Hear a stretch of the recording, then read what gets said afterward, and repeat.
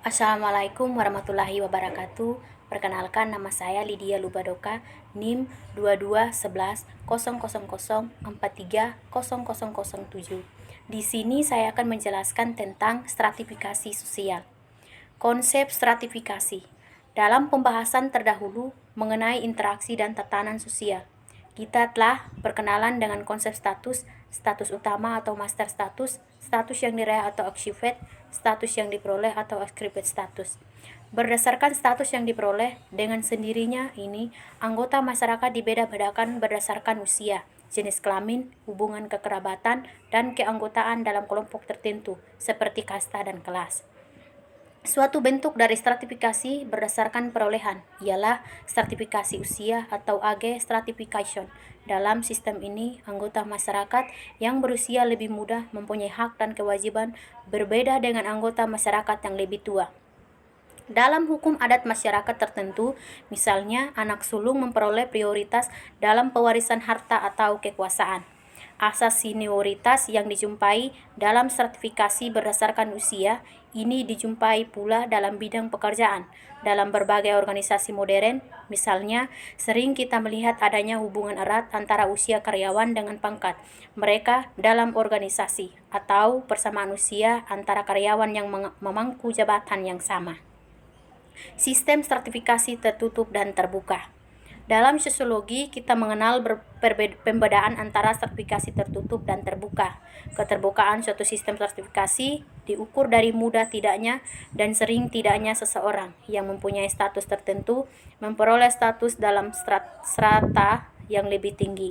Menurut Yinger, suatu sistem stratifikasi dinamakan tertutup sama sekali manakala setiap anggota masyarakat tetap berada pada status yang sama dengan orang tuanya. Dinamakan terbuka sama sekali manakala setiap anggota masyarakat menduduki status berbeda dengan status orang tuanya, dapat lebih tinggi atau rendah. Di sini pun kenyataan empirik berada di antara kedua kutub tersebut. Tidak ada masyarakat yang stratifikasinya terbuka sama sekali dan tertutup sama sekali. Yinger memperkirakan bahwa dalam masyarakat yang paling terbuka yaitu masyarakat industri modern, hanya sepertiga anggota statusnya lebih tinggi atau lebih rendah daripada status orang tuanya. Mobilitas sosial. Dalam sosiologi, mobilitas sosial berarti perpindahan status dalam stratifikasi sosial. Sebagaimana nampak dari definisi Ransford tersebut di atas, mobilitas sosial dapat mengacu pada individu maupun kelompok. Contoh yang diberikan Ransford mengenai mobilitas sosial individu ialah perubahan status seseorang dari seseorang tukang menjadi seorang dokter. Mobilitas sosial suatu kelompok terjadi manakala suatu minoritas etnik atau kaum perempuan mengalami mobilitas, misalnya mengalami peningkatan dalam penghasilan rata-rata bila dibandingkan dengan kelompok mayoritas. Suatu pokok bahasan yang banyak mendapat perhatian ahli sosiologi ialah masalah mobilitas intragenerasi dan mobilitas antragenerasi.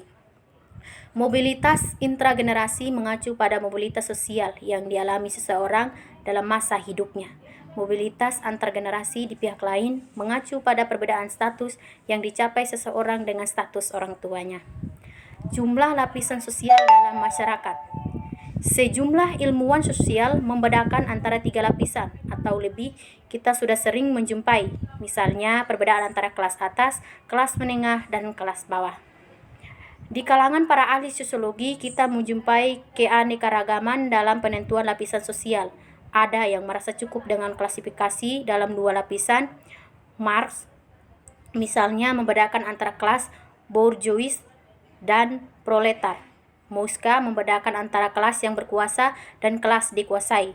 Banyak ahli sosiologi membedakan antara kaum elit dan massa, antar orang kaya dan orang miskin. Dimensi stratifikasi. Penggolongan anggota masyarakat berdasarkan berbagai dimensi. Ada dimensi usia, jenis kelamin, agama, kelompok etnik, kelompok ras, pendidikan formal, pekerjaan, dan ekonomi. Dampak stratifikasi. Adanya perbedaan prestige dalam masyarakat tercermin pada perbedaan gaya hidup sebagaimana nampak dari pernyataan Max Weber. Perbedaan gaya hidup ini tidak hanya dijumpai pada hierarki prestige, tetapi juga pada hierarki kekuasaan dan privilege. Kita melihat bahwa setiap kelas sosial pun menampilkan gaya hidup yang khas. Sekian dan terima kasih.